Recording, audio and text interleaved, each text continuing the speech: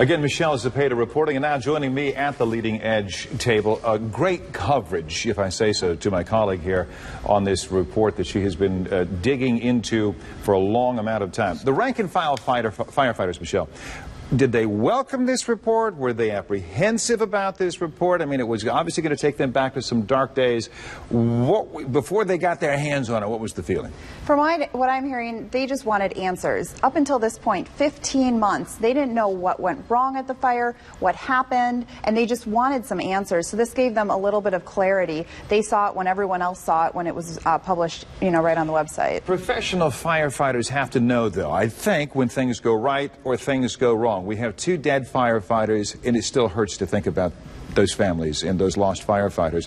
These guys had to know, did they not, that something went wrong in all of this? Yeah, I think that they knew that something went wrong. They didn't know what. And this really outlined everything, it's not placing blame. This report does not place blame on the department. Okay, go ahead. You want... Yeah, it doesn't place blame on the department, but it basically tells the department things that they need to change, recommendations. All right, and you led me right to where I want to go, because the report itself says it's not seeking to lay blame, but it does raise questions of staffing. Where was the safety officer? Training. How many first-year firefighters at that scene? Don't we have to ask if those had been addressed, could this have been avoided?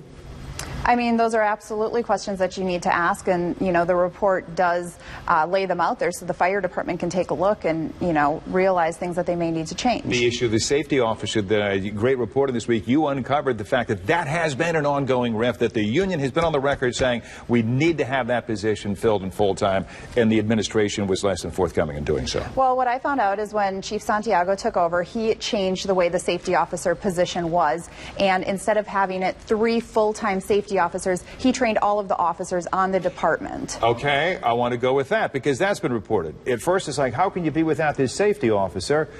But if the chief's contention is, well, hey, wait, we're training all fire officers. That's not all firefighters, it's fire officers, right? Correct, to be safety officers, I can kind of follow the logic. We're going to end up with more safety officers. Right. Did they do this training?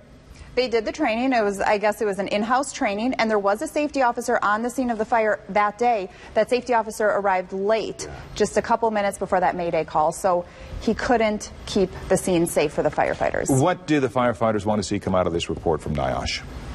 I mean, I think they want to probably see changes from the department. These are some issues that they've seen that have been problems for a while. The probationary officers, too many on one shift, and then also the safety officer issue, and they just want to get some of these things cleaned up.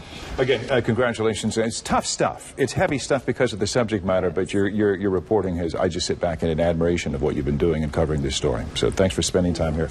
We're keeping her away right now from doing a story she should be working on, so get out of here. Well, in a moment. Up next.